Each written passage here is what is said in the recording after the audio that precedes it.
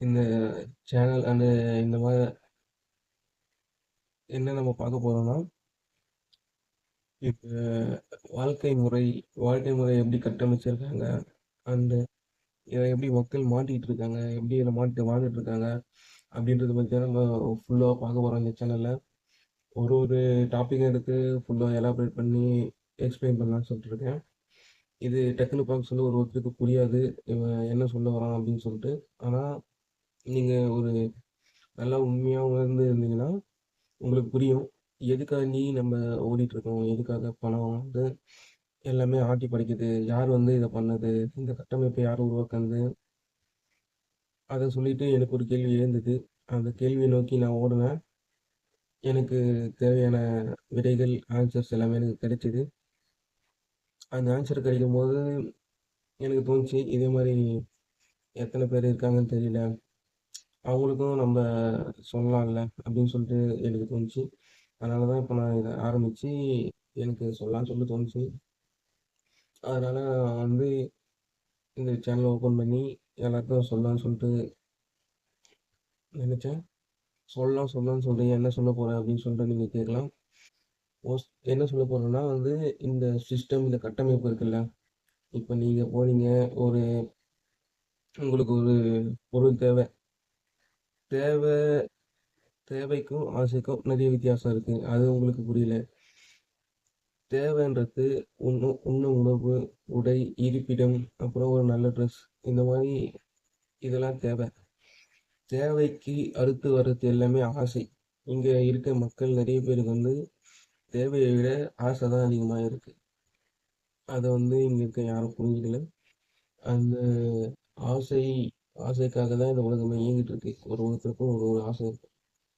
காசு கம்மியாக இருக்கவனுக்கு கம்மியான சின்ன சின்ன ஆசை இருக்கும். பெரிய காசு வச்சிருக்கவங்களுக்கு பெரிய பெரிய ஆசை இருக்கும். இந்த மாதிரி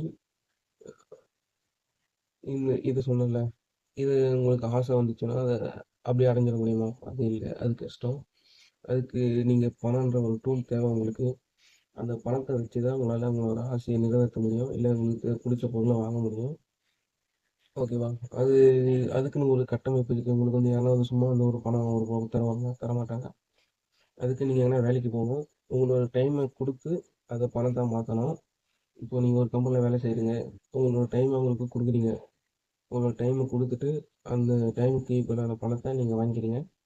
ஒரு ஒரு இடத்துல ஒரு ஒரு மாதிரி உங்களோட டைம் எவ்வளோ முக்கியம்னா, உங்களோட அறிவை பொறுத்து.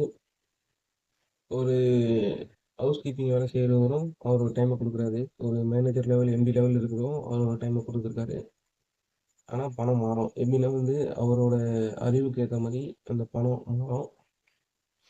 இந்த வெல் டிசைன்டு ஆர்கிடெக்சரை பண்ணது நம்மளுக்கு முன்னாடி வந்த பணக்காரங்க தான். எப்படி சொல்கிறேன்னா, இந்த கட்டமைப்பை உருவாக்கினா தான் அவங்க உட்காந்த இடத்துலேருந்தே பணம் சம்பாதிக்க முடியும். உங்களுக்கு தேவையே இல்லாத பொருளையும் உங்களுக்கு வேணுன்ற அத்தியாவசியத்தை உருவாக்கி உங்களை வாங்க வச்சு அப்புறம் அவங்க அதுலேருந்து சம்பாதிப்பாங்க. இது எப்பயுமே நடந்துட்டு வர்றது தான், உங்களுக்கு தெரியும். அண்டு இந்த கட்டமைப்பு எப்படி உருவாச்சுன்னா, பண்ணைய மாற்று முறையிலேருந்து இந்த கட்டமைப்பு உருவாச்சு. பண்ணைய மாற்ற சொல்ல மக்கள் அவங்க ஊரில் அவங்களுக்கு தேவையானதை செஞ்சுட்டு இருந்தாங்க. அப்புறமேட்டு ஒரு ஒரு கட்டத்தில் வந்து பண்ணைய மாற்று முறை வந்தது. எப்படின்னா வந்து எனக்கு வந்து நெல் தேவை, ஆனால் நான் வந்து கோதுமை பயிர் வைக்கிறேன், என்னால் நெல் பயிர் வைக்க முடியல, எங்கள் நிலத்துல வராது அப்படின்னு சொல்லிட்டு அவன் என்ன பண்ணான், அவன் கோதுமை கொடுத்து நெல் யார் பயிர் வைக்கிறாங்களோ அவன்கிட்ட அவன் வாங்கிட்டான். இதே மாதிரி கொஞ்சம் கொஞ்சமாக அப்படியே வந்துட்டே வந்தது. நெல், கொள்ளு, அப்புறம் நாணயங்கள் வந்தது. அப்புறம் நாணயங்கள் போயிட்டு தங்க காசுகள், வெள்ளி காசுகள் வந்தது.